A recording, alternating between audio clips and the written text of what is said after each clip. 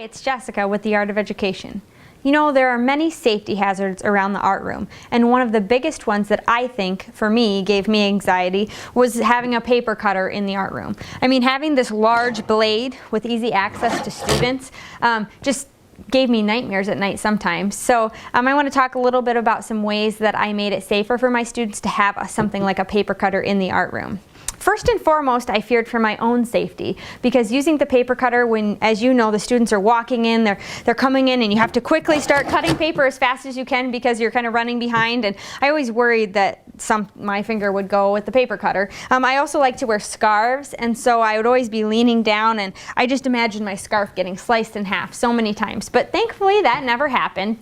But regardless of my own safety, I had a lot of people using the art room when the art wasn't in session for things like small reading groups or parent-teacher night, and I always got worried about the paper cutter with those groups as well. So what I would do is turn my paper cutter so the blade was facing the wall, and I would put something on top of it so they didn't even know it was there, and that was one tip that helped. But in the art room, another thing that I would do is put a sign on it that says "Don't touch," and I had a lock on mine, a little latch, and I pretty much made the younger students believe that that latch was a special lock that only I could get undone, and it works for a while. So basically you just have to really watch students, make sure it's in an area where it's not high traffic. Don't put it right by the drying rack or right by the door where they're lining up, because little fingers just cannot resist the paper cutter.